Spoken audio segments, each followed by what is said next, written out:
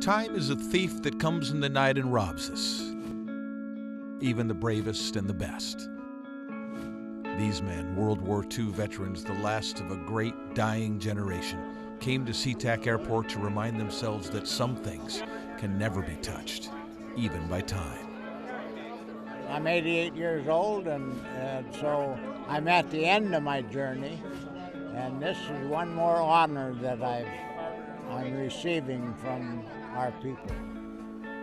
It is called an honor flight, put on by thankful souls to honor World War II vets while we still can, with what they call one last mission. I look at all these old guys, and I realize I'm one of them. This would be the first ever honor flight for Puget Sound vets. I think it's wonderful that we're all here, and it's wonderful of these people to do this. They were a stoic lot with nothing left to prove to anyone, on their way to Washington, D.C. for some unfinished business. Very solemn ceremony, but something I want to do before I cash in my chips, you know. They've been there, they've done that. A band of brothers.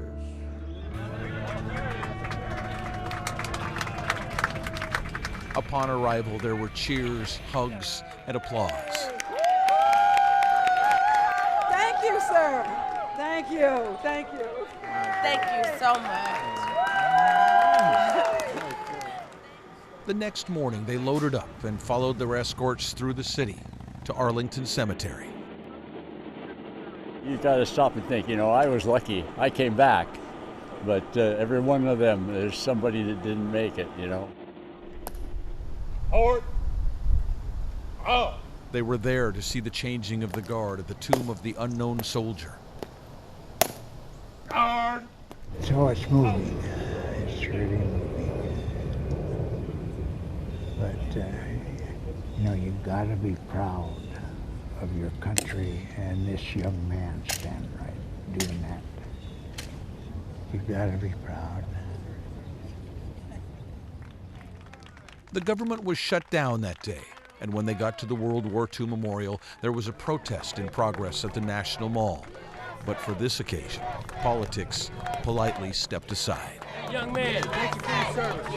Thank you for your service. Welcome to the memorial. They entered the memorial, a place of honor built on a foundation of incalculable loss. There was ceremony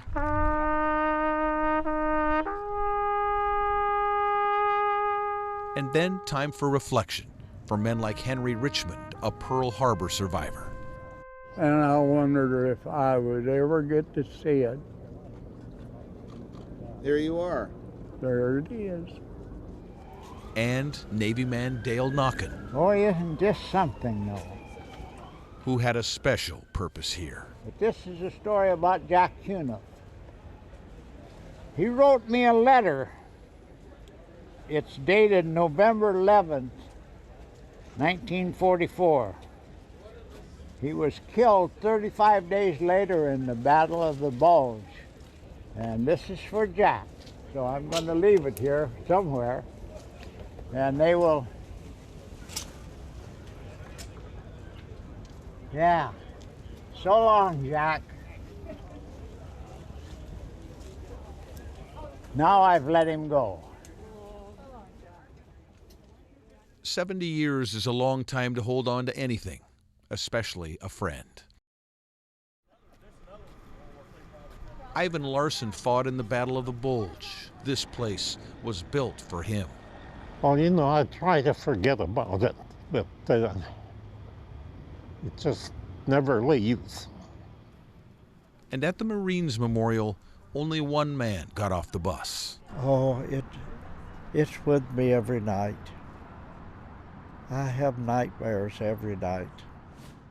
Pee Wee Justice was there when the flag was raised on Iwo Jima, an event paid for with the blood of 6,000 Americans. But I do want to say this. It took me 45 years for God to take the hatred out of my heart for the Japanese and the Germans. And today, I love them just as I love you all. Because God He made it possible. Thank you. Some wounds don't heal. Even time won't dare touch them. The homecoming was a joyous affair. Hundreds of people, music, an airport filled with honor. It made me cry. It gave me a warm heart.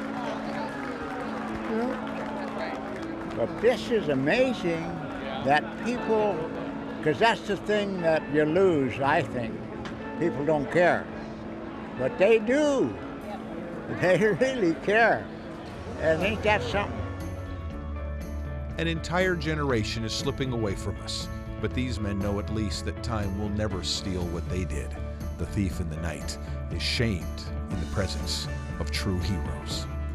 Eric Johnson, KOMO 4 News.